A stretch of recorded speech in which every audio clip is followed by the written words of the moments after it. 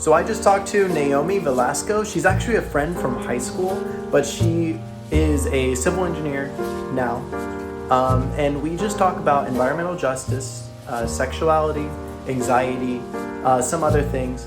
I think it's a really good conversation, and I hope you enjoy it.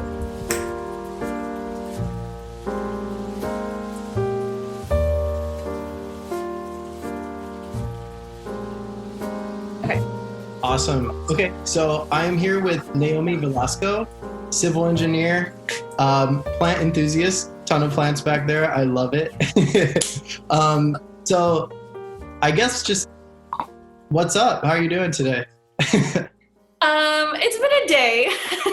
We'll just say that it hasn't been bad, but I'm doing good. What about you? Got it. I'm doing all right. Virtual, like distance learning is an adventure or something new every day, but yeah, it's going What good. grade, what grade do you teach? Third grade. So that's a new one for me because I was teaching sixth grade last year. So it's a jump, but I actually like it because for somehow the third graders work a lot harder than the sixth graders, at least in my experience. Interesting.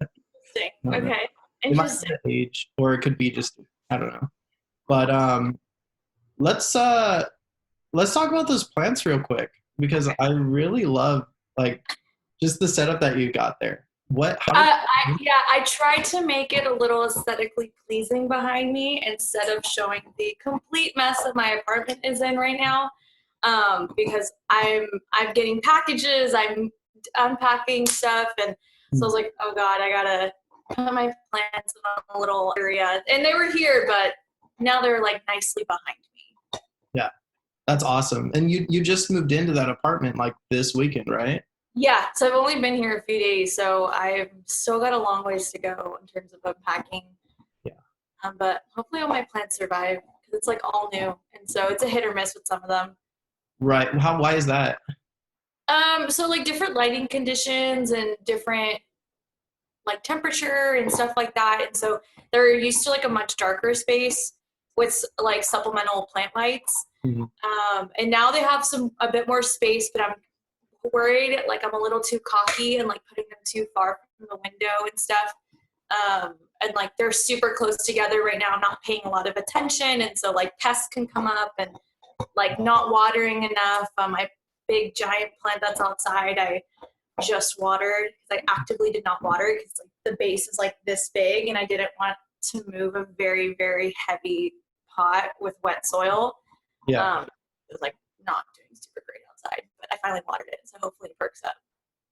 Yeah. I'm like I don't know a thing about plants or gardening. Natalie likes to garden, and my mom and sister do, but Uh-huh. I don't know with plants. They're so still that I don't know. For some reason, it's overwhelming to me. Like a dog, I know what they want because they're very obvious, but a plant is just there, and it seems like an art almost. But I think a lot of people tend to over care for plants. Like they're just like so hyper aware of them. And I'm like, you sort of just gotta let them do their thing. And I think we get this like idea that they're gonna look like everything on Instagram and what they look like in nurseries, but really you have like the most ideal conditions when they're grown in nurseries. So they're gonna come out like this beautiful plant, and when you bring them home, they're not in those same conditions, and people tend to not realize like they go through like a shock period and an adjustment, and sometimes they just don't do like super amazing, like they're okay and they're not always like pretty, and you deal yeah, with like shitty things. And like I dropped plants, like last night I dropped one of my plants all over the fucking floor, and so they get damaged, and people don't show that, I feel like. yeah. I think speaking of Instagram, and people tend to show their best in terms of plants or anything, right? Yeah. And so that's actually why I wanted to have this conversation with you is because I saw your Instagram, right? And so we knew each other. We were like acquaintances, I'd say, in middle school and high school. And then obviously college, we just, I don't know, didn't talk at all. I didn't talk to a lot of people from high school either. I don't think you did. But yeah. Also, can you hear my dog chewing in the background? Is that annoying? Oh, I do. Yeah. Should It's not too bad. Okay, just Yeah. she's just chewing on an antler. She's just munching over there, so I want to make sure it's not too loud of a. Yeah, I think when we talk, it's hard to hear it.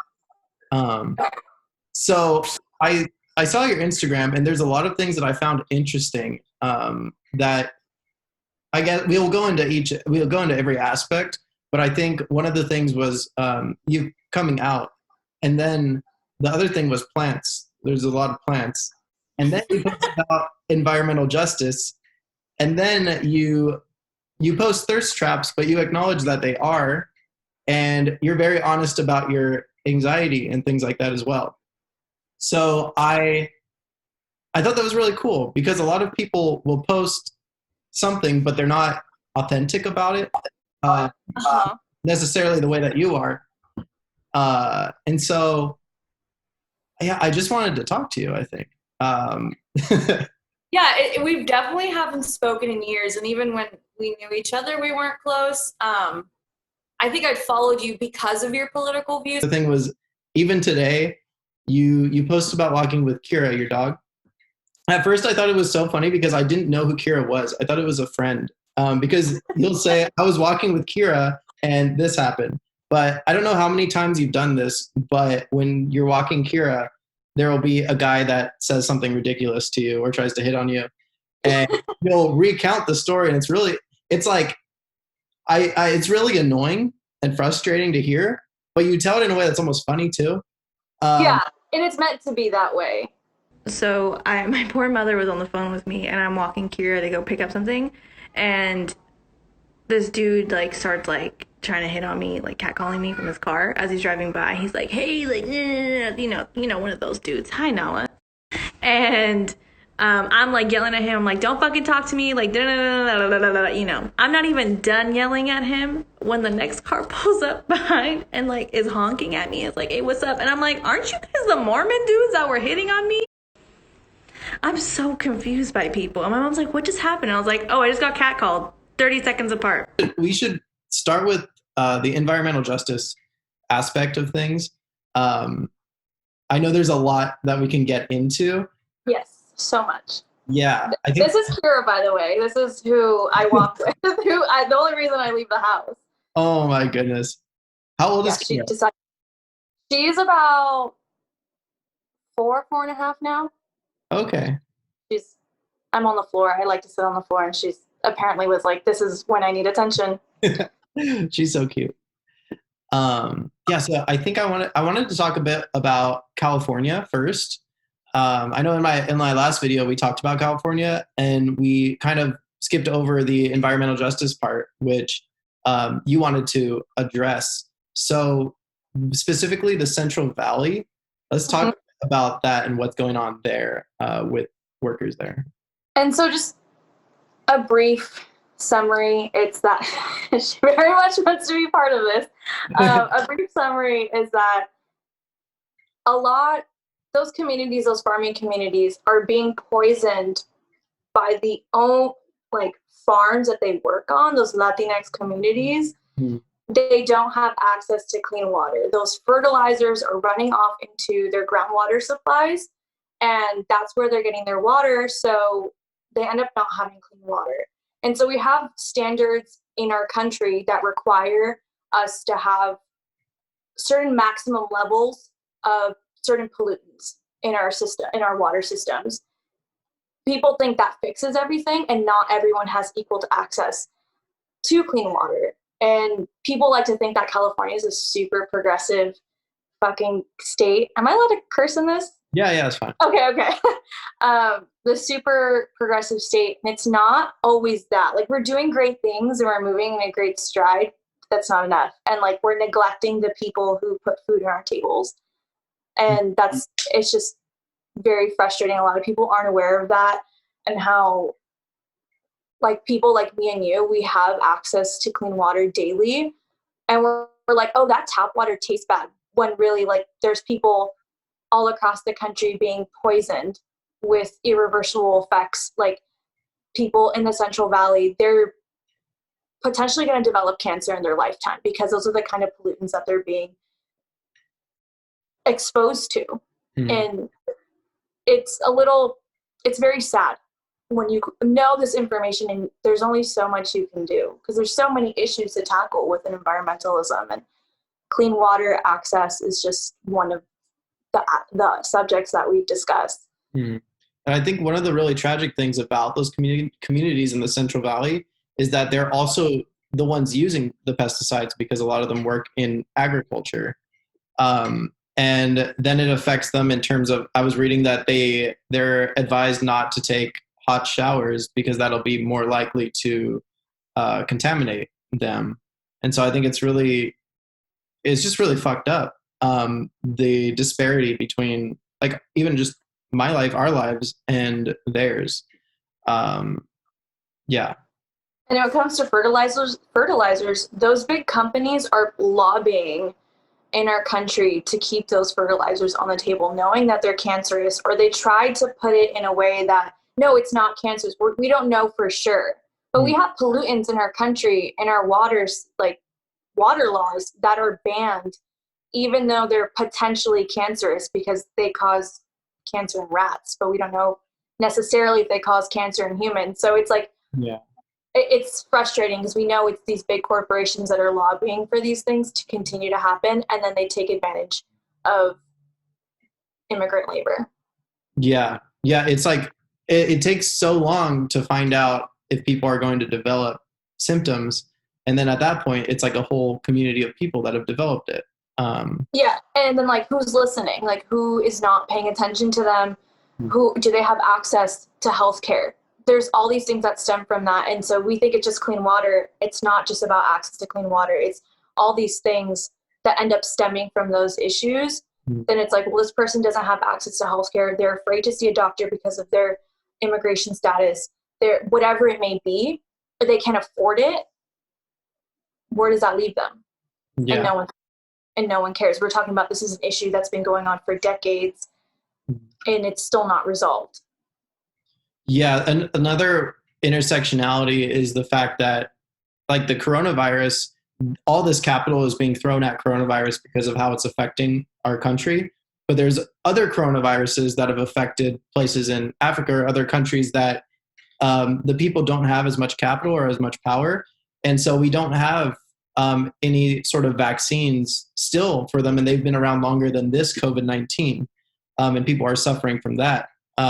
So it just shows that there's certain communities where the problem will eventually be solved based off of how much capital they have and their position in the world. And there's other communities with those and problems. the color of their skin ultimately, because who has that capital? Exactly. Yeah, it's a racial disparity. I wanted to talk about Flint, Michigan too, because that's a very strong example of that. I think that's a more popularized example that like mainstream people are aware of, that this was a very bad environmental disaster. But go on. Yeah, that's true. Well, I wanted you to kind of explain what's going on in Flint, Michigan. Okay, so from my understanding, there was just a lot of mismanagement there. It was already a poor community. And when they started being poisoned, people didn't listen. And in the United States, water treatment plants are required to like report their testing and report their findings. Will anything necessarily come of it? Not necessarily. It depends on how much money they have, because remodeling drinking water treatment plants is very, very expensive, in the millions of dollars. And what ended up happening, the main reason that this whole thing happened in Flint, Michigan, was that they did not pay attention to the corrosivity of the water, that the new water they were getting, because they were no longer, someone came in from the state, decided, you know what, I'm not going to let the people handle their shit anymore and their money. I'm going to make the decisions because they're bankrupt. And so we're going to get water from the Flint River. And that river was historically polluted as well. There were stories about it catching on fire. That's how bad it was at some point. And so they start taking water from us because it's like, it's right there. It seems like a logical choice. And they say it's not polluted. Yeah. And you have this very old water distribution system where there's lead pipes. Typically, that may or may not be a big problem. But when you have corrosive water, it starts reacting with the metals in the pipes. And so it starts breaking down that lining, and that's how lead gets in the water. And so Flint, whoever did the testing, did not report that they were finding lead. And people there were telling them, my water's brown, my water's brown. And it was brown because of also the iron from the pipe that was breaking down. So they saw that something was wrong. And color doesn't always indicate that something's wrong in the water. We tend to just take it out to make people more accepting of the fact that it's clean. But in this case, it was very much an indicator. And so when they did not disclose the fact that their water was being contaminated down the distribution system, they actively poisoned the residents. And we're talking about irreversible damage, especially in children. Lead is very, very, very dangerous. And the kids that they had before the poisoning and the kids that they have after are very different. And it's very sad to hear about that their kids that they had before are not the same as they did after. How so? So it causes learning disabilities. It causes developmental disabilities, growth. If you're pregnant, it can cause issues as well. Sorry, my dog's drinking water. She's like, I just need to do this all right now. Let me be in your camera. Let me do it all right now. Okay.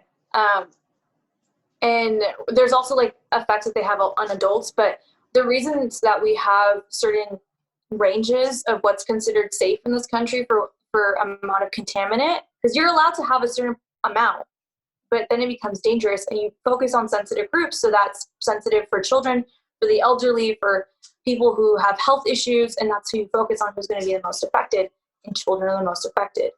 And like you could go into it and pull up like a whole list of like shit that lead does to you, but it's never good. It's never good to have lead poisoning. And there's some things that are irreversible that they're never going to be able to change. Like imagine your child being poisoned and it's not the same child you had. I don't know. I feel like that's heartbreaking. Yeah, it's and it goes into the also just the Black Lives Matter argument in general, because Flint, Michigan is a majority Black community, and so a lot of you mentioned this when we talked previously, that a lot of like environmental scientists, people involved in that community, don't often address the racial disparity. Could you talk a little bit about that? For my formal education, we rarely discussed race. And in the classes that we did, it was specifically for environmental justice classes, the handful that we did take.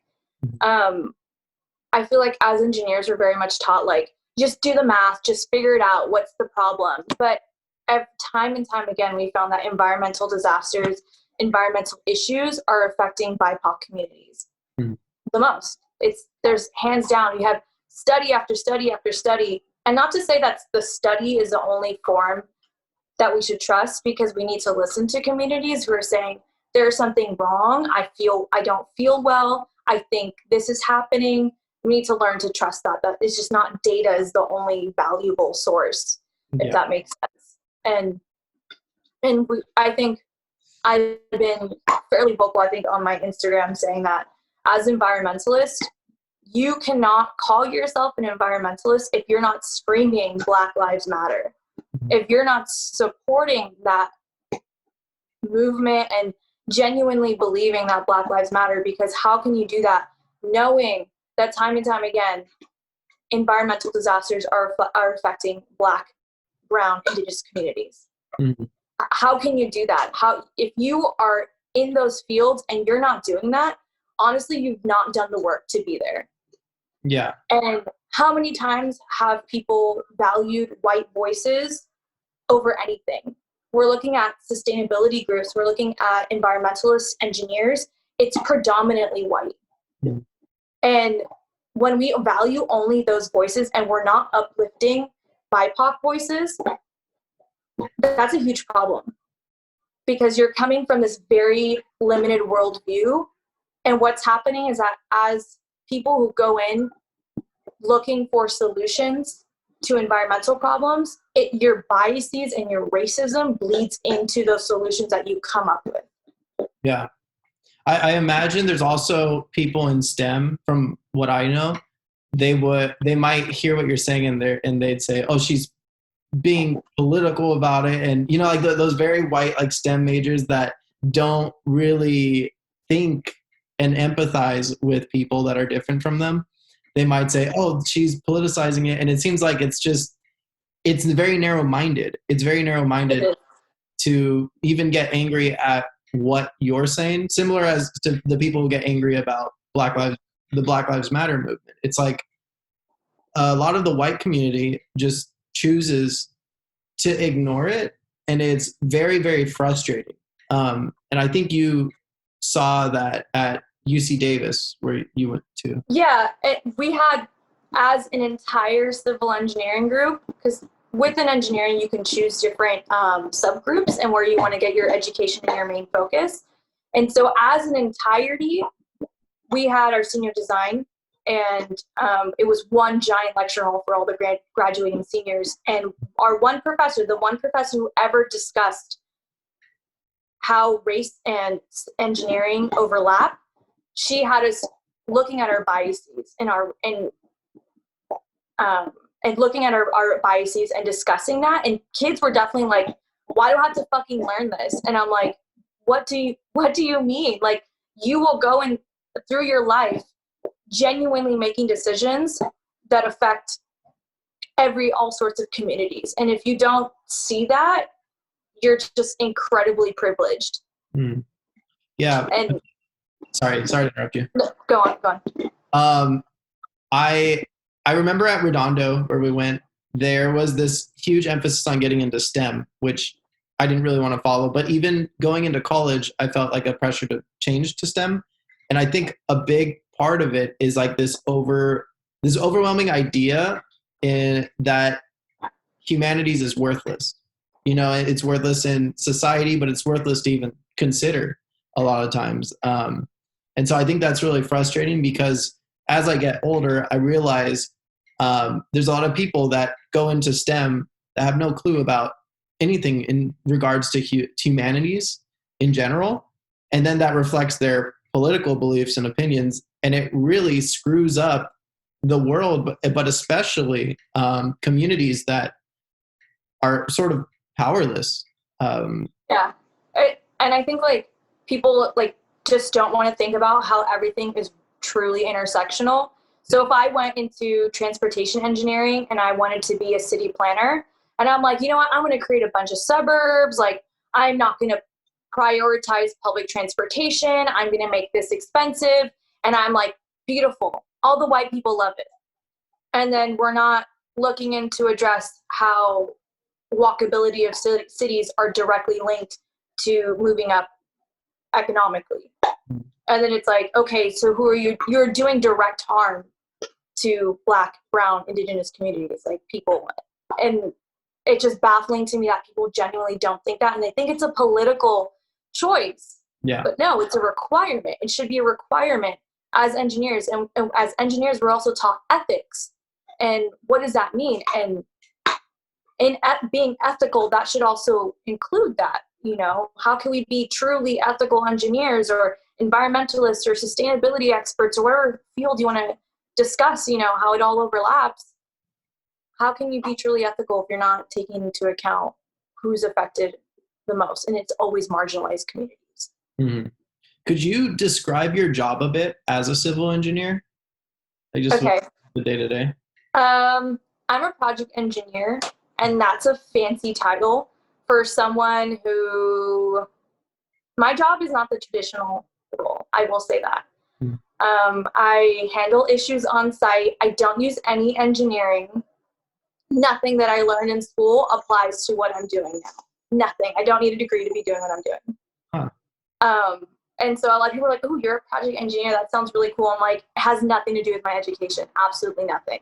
Yeah. I am dealing with a bunch of older men. I'm like the IT guru there. Zoom calls are baffling to them. Yeah.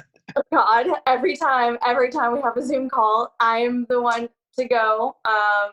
Sending emails at times is difficult.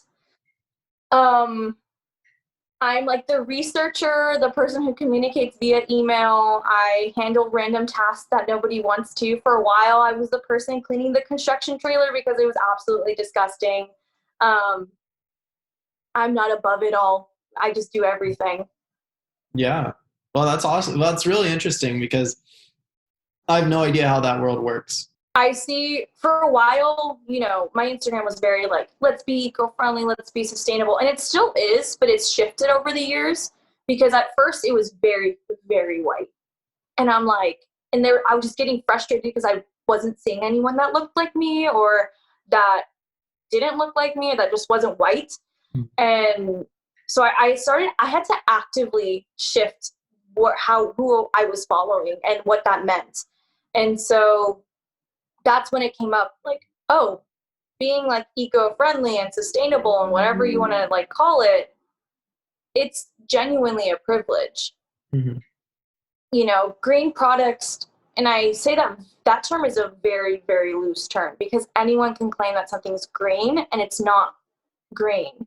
And people are like, oh, look at this new thing. I swear it's going to be better for the environment. But we don't know until you do what's called a life cycle assessment. And so you look at products from how they're created and all the way to like transportation, what it takes to make, and distribution, and then like how it's disposed of.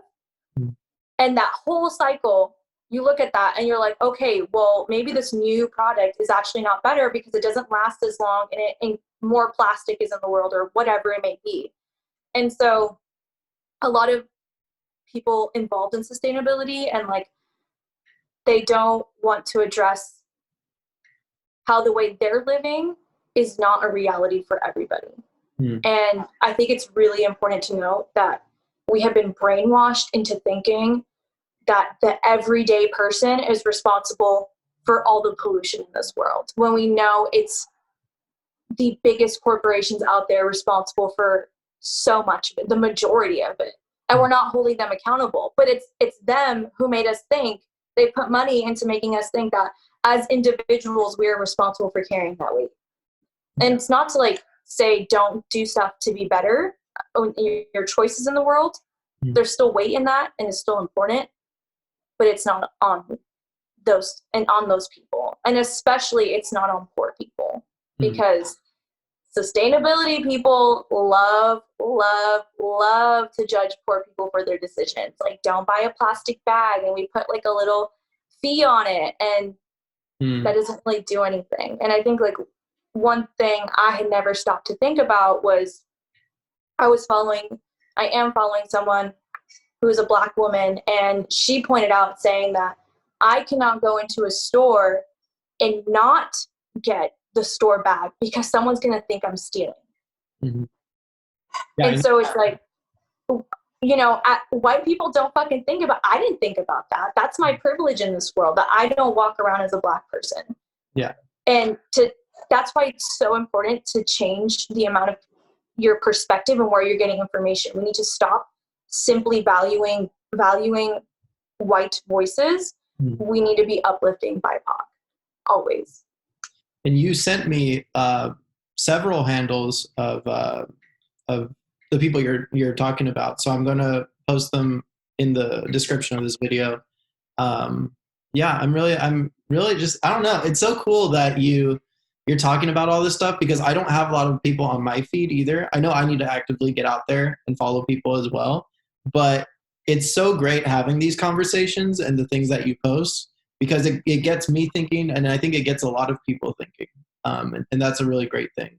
Yeah, just like diversifying your feed. And I've done that with every aspect of like interest that I have. So if I'm interested in environmentalism, I'm going to follow BIPOC. If I'm interested in home decor, which is also a very, very, very, very white world, I'm not going to follow white people. Like, I don't. I'm tired. Like, I have a handful of home decor accounts that I don't want to follow that are white, but the rest are BIPOC. Like, no, I don't want to do that. And it becomes monotonous. They all become like this one blurb of style, like the white people, and it doesn't like do anything that's fun. And same with plants. Like plant communities are very, very white, and I've had to be very active in what accounts I have on my feed, because it was very, very white for a long time.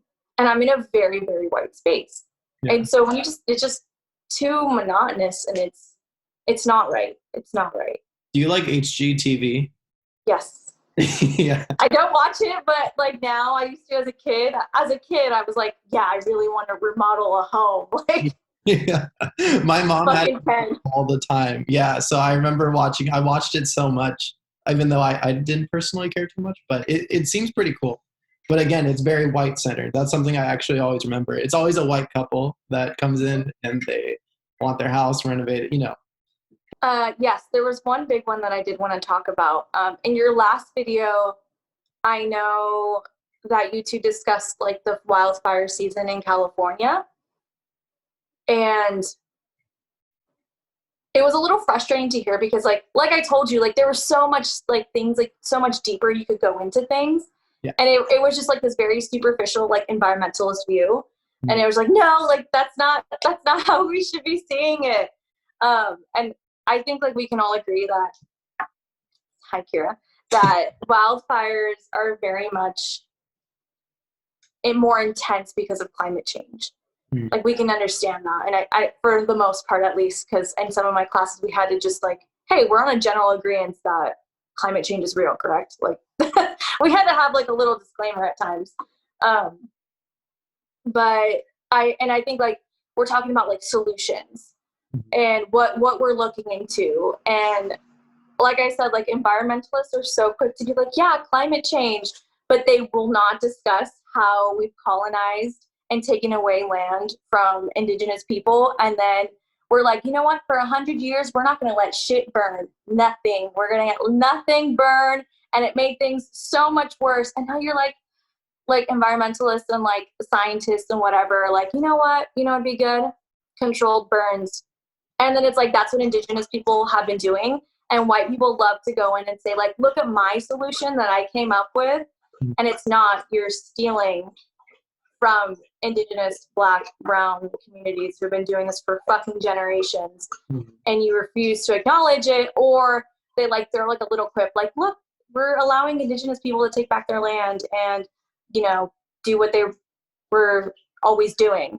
And then we're like, wow, look how ingenious they are. It's like, yeah, no shit. It's like they actually fucking knew what they were doing, but like colonization happened and we continued to feel those effects in every aspect of our lives.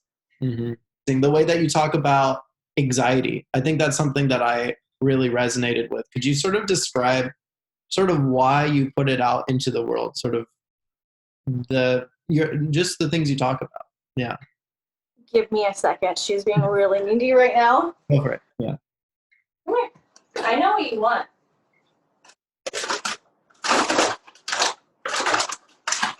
I know. She has like a schedule, and if I don't fucking need it, she's like, hello, lady, but you're gonna eat this in the room because you're loud. Hopefully that gives me like half an hour before she starts begging to get out of the room. My anxiety, it's been a process being able to really openly discuss how I'm feeling. And definitely, I don't put everything out there. Like, there's some things I keep to myself. But I just know that for me, I felt very alone for a very long time. And I didn't even understand that I was either depressed or anxious, because I thought that's how people just felt. Mm-hmm. And I think, especially lately, I think like since you started following me, I've been more on a journey of, I've been much happier with myself, and I've been more honest, because I don't want my social media to be just like, look how happy I am. I'm so great. Like, I'm hot shit. Like, cool. I'm doing fun shit. Like, really, like, I'm in my house. Like, doing shit. I'm not going out. I occasionally see friends from out of town. I'm getting like a bunch of Q-tips stuck up my nose because I'm continuously getting tested to make sure that like I'm safe. My friends are safe when I see them, because like all my friends live out of town.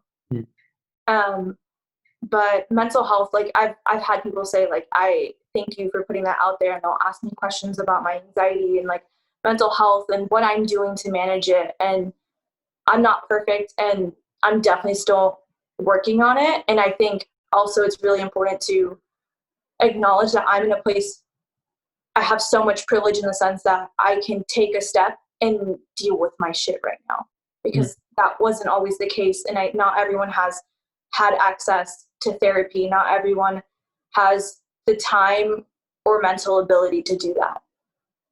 And like, I can understand to an extent, because I was very much in a place of just survival for many years, just trying to get by with anything, with everything. And now I'm like, okay, I'm financially stable now. Like, I have a full-time job. I'm out of school. And now I've been able to work on that for quite a few months. And so I'm like much happier, but I'm able to do that. Like, I think that's so important to acknowledge, is that I'm able to do that, because it's not for everybody. Yeah. Could you talk a little bit about your experience with anxiety in school, especially? It was really hard. I think people are like, oh my God, you're an engineer, you must be so smart. Like, and I am. I'm a very intelligent person. I don't doubt that about myself. However, school did not come easily to me. Like, it was so easy to just walk through high school for me, just for me personally. I could just like procrastinate everything and then like get an A. And that's just how it came for me. And then when it came to college, it just really settled in. It brought out a lot of mental health issues, and it didn't help that I went through some traumatic things in college, and that made it worse, like constantly having to deal with things. And like, there'd be times where I would skip school for weeks. I wouldn't be turning in assignments. And it would literally take a TA or a professor being like, hey, are you okay? We haven't seen you in like 2 weeks. We see that you're not turning in anything. Like, is everything all right? We're just checking in. And I had told you, like, I had almost got kicked out of school. I don't know how I didn't. My GPA was incredibly bad that quarter. I'd been on academic probation a few times. And for me, as an institution, UC Davis very much failed me. They were like, go on student disability, go on student disability. But I'm like, do you know how hard it is for me to like get out of bed sometimes? And it's so much more difficult. Get a letter from your therapist, fill out this paperwork, now go to the office and hope you get approved, and like all this stuff. And then you have to disclose that to your professors that you are a student disability, so they are aware that they need to make accommodations for you at times. Or like just like testing anxiety, huge, just sitting there for an hour frozen, like just skipping through pages, and then like having to cram everything because you finally are able to calm yourself. It was very, very hard. And not to like, that's just anxiety. That's not just necessarily talking about like depression. Yeah. It's so inspiring to hear that. I think for so many people, or for the people who do watch this, they would find that really inspiring as well, because I think having anxiety, and I don't have anxiety to that extent, but having that intensive anxiety and accomplishing, like actually, graduating and getting to the point you're at now is very, very impressive. It's impressive to hear. I actually don't like hearing that. I know that sounds weird. Yeah. Because it was just, for me, I was like, I struggled so much when I shouldn't have had to struggle so much. Like, why wasn't there more help offered to me? They're like, go see, a therapist. And like, we have free counseling. But guess what? That free counseling only lasts a certain amount. And when you're like having bare minimum, you're on Medi-Cal, like not every therapist takes your insurance. Yeah. And so like, that was like very scary. And like, trying to manage insurance when you're fucking 19, it doesn't help. And like, very much being on your own. And I don't know, like, it sort of became a lot of people didn't know exactly what was going on through my head. They're like, oh, you know what, Naomi's just spending time in bed. She just wants to watch Netflix. But really, I just fucking couldn't get up. I didn't have the energy to feed myself at times. But I don't know. It's just like not a fun, it's nothing against you. I just don't like hearing, oh, it's so inspirational, because it's like, I shouldn't have had to deal with that in the first place. I should have had genuine support systems there to prevent students like me from falling through the cracks, especially when, my family's not rich and I was dealing with money issues and stuff like that. Like, that shouldn't have been an issue in the first place. I should have had more support. Yeah, I mean, I struggled actually a lot in high school, mainly because of family issues, mainly because of financial issues. So I understand that. It's like why wasn't there more support? Because in Redondo, everyone's all about having a fun time, and a lot of times I didn't want to, but there was no one to really go to figure out what was going on inside. So it just made me alienated. And a lot of people back then, especially, thought, "Oh, Johnny's an asshole. Like he's a jerk. He does this, he does that." And I was, and I think the main reason why was because nobody really cared to ask what's going on, what's wrong. Why weren't you showing up at school? What was happening? There was really none of that, especially from teachers. So I do understand that. It's like especially things that happened in the past, like you said, traumatic experiences stick with you for a long time. Like even now, like dealing with traumatic experiences from the past. So I actually really understand that. Um, I wanted to also talk about your coming out experience because I thought it was just really cool how you just did that. I think it was pretty much straight out of high school, if I'm not mistaken.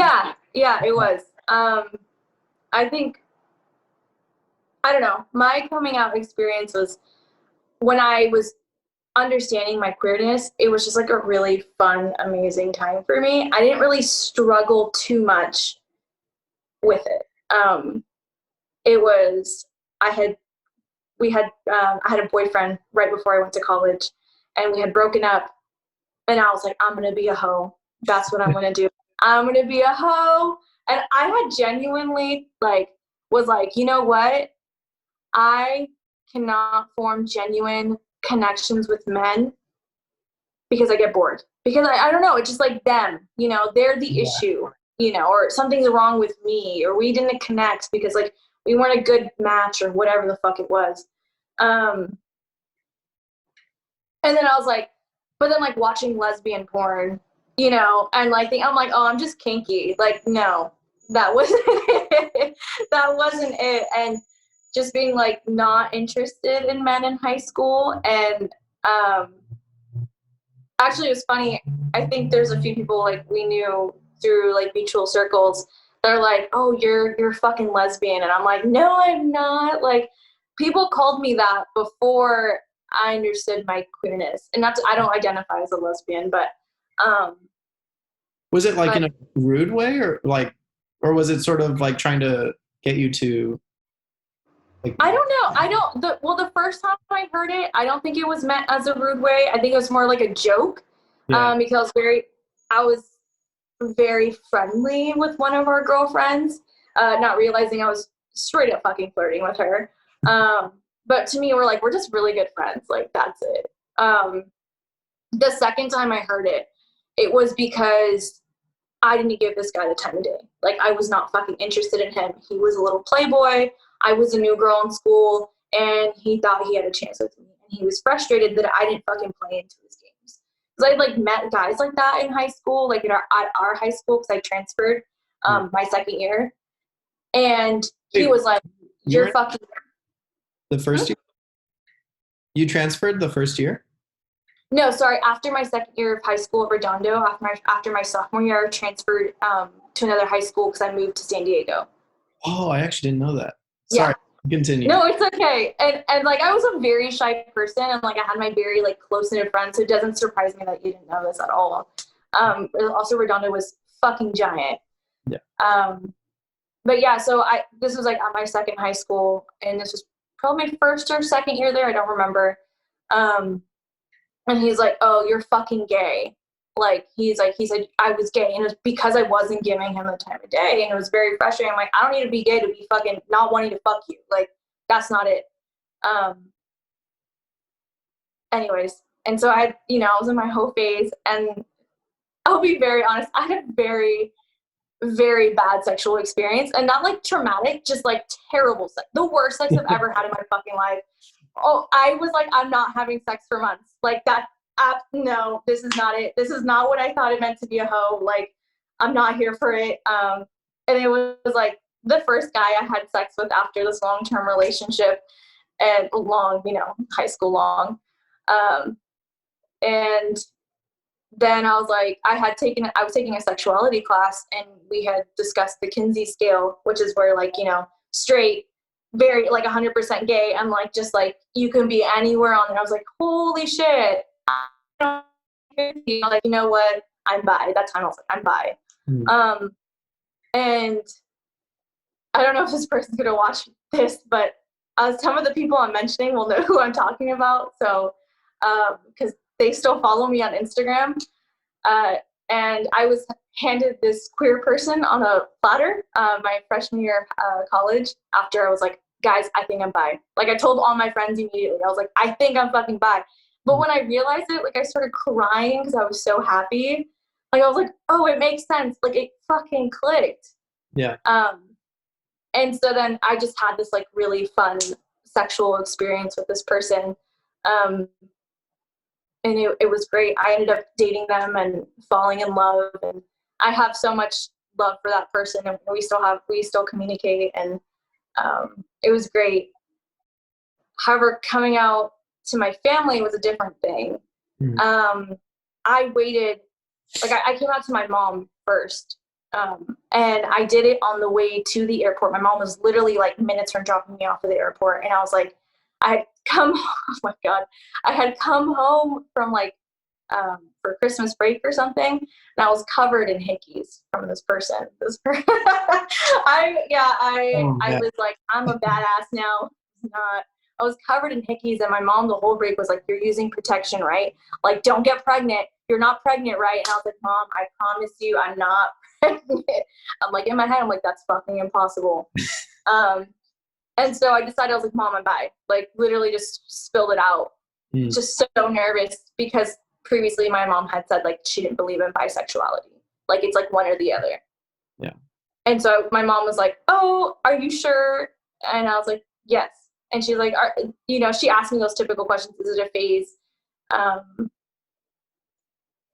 And some other stuff. It was a little awkward. She wasn't upset. She was just confused. I'm this very straight presenting person. I had only had boyfriends.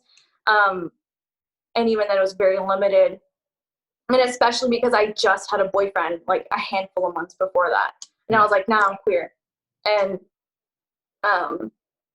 we had some more discussions later. It was a little bit awkward waiting at the airport with her. But we ended up talking. She's like, I love you and all this stuff. And very understanding. And then like I started changing my appearance to like be more gay. And also just changing for fun. Like, I was just like shaved, like I had an undercut. I'm like, look, I'm gay, guys. Like, I swear I'm fucking gay. Like, can you see it? Can you tell? Like, I'm gay. And I don't do that anymore. It is what it is. I look straight. I've given up. There's two things you said when we talked previously that I thought were really interesting. The first was that you said you had a very privileged coming out. And it's mainly because of how much support you got overall, right, from coming out. And then the second thing, and I kind of want you to you were sort of just talking about it, but how did you phrase it? You said that on Instagram you posted things that like a cis heteronormative guy would want or something like that, and then you changed it.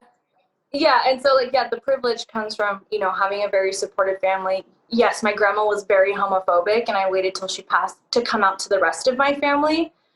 So I think like probably a year or two later after coming out to my mom and my brother was like, whatever. And yeah, he's just like a whatever dude. So I'm like, oh, okay, doesn't really matter. And then like my tias knew. So everyone, like the people like I was genuinely close to knew I was queer. And my mom, oh my God, she's so funny. She was like, I'm just going to tell people you're a lesbian. It's just easier for me to explain, because like, she's around a lot of Latinx people who are like, don't understand like different levels of queerness. And so I was like, whatever, if that's what you want to tell people, I don't give a shit. Like, it didn't really bother me. As long as I knew like I was queer to some extent, but that mattered. And not trying to hide and pretend I was a straight person. She just wasn't understanding, different, that there's not a binary, so I didn't get like kicked out of the house. I still very much had my mom's support. I had it wasn't like anything happened. There was no yelling. There was no argument. It was, confusion, which was fine, but that was okay to deal with. And I don't have like any traumatic experiences coming out from that. And my friend group was extremely accepting. Everyone's like, oh my God, fuck yeah, go fuck a girl. Like, do it. Like, and super encouraging. And like, it was great. It was great. And the other thing was, yeah, I very much have been dealing with how people perceive me as this very like good girl and like innocent. And it's not bad, but it's a very like cis straight man view of myself. And I am tired of that. I can be all of these different things. I don't need to just be like, ooh, well, I'm a good girl, but then like a freak in bed. Like, like I can be all those things like publicly and openly and not have to be like, well, I want to make it a thing. Like I literally have people tell me that they're like, oh, like everyone thinks you're so like goody two shoes. Like you're this good, innocent person. But like for me in bed, like you do this shit for me that no one would guess. And it's just like, but why? Why is that like, why is it a thing? Like, I get it around your family. Like if you don't want to discuss like sex with your family, like I don't give a shit, but I don't know. It's a little frustrating. Yeah, no, I don't know. I also really like how you're upfront about a thirst trap, even in the story today that you post. I think it's just really funny because a lot of people, like I mentioned earlier, just kind of go around and they'll take pictures, and like a lot of people do the same thing on Instagram. Like it's just like a conformist culture where it's like the smile, like, oh, I'm pretty, or oh, I'm somewhere smiling, which isn't terrible. Like it's honestly not that big of a deal, but it's really cool to see people step out of that. And that's what my whole feed has been like, oh, I'm smiling and I'm cute and like, look, I'm having a fun time and like, okay, like innocent. Like I think I had like one risky picture on there that I ended up deleting down the line. Just like, oh, I can't have that on my Instagram. But yeah, I have like a lot of, especially women on my Instagram who are very supportive of me. And they're like, yeah, I fucking live for your thirst traps. Fucking do it. And I'm like, yeah, that's fun. And yeah, it's just been like a fun thing for me, like taking pictures for myself. Like, these last few pictures I took at a lake with my friends. And my guy friends were like, nah, pose like this, pose like that. Like, you got to make it like sluttier, like this and that. Like, very much encouraging me, which is great. Like, it's fun. Like, I can feel safe with these people who encourage me to be like as sexual or not sexual as I want to be. Yeah. Well, if anybody is interested or also interested in hearing your thoughts in general, where can they find you, or can they? So my Instagram, so I guess you can like put something there because my handle's weird. I really like just the being able to constantly develop ourselves and learn more and more and more. That's why I like doing this and just talking to people, because I know I talked with Mason about climate change in the past video, but then you and I went deeper into specifically like environmental justice and all the different things that we discussed. So it was an honor having you on the show. I appreciate just getting to talk to you. It's been so cool to like kind of get back in touch, but thank you so much for coming on the show. Of course, it was very fun. Thank you. All right. Take care, Naomi. Bye. Bye.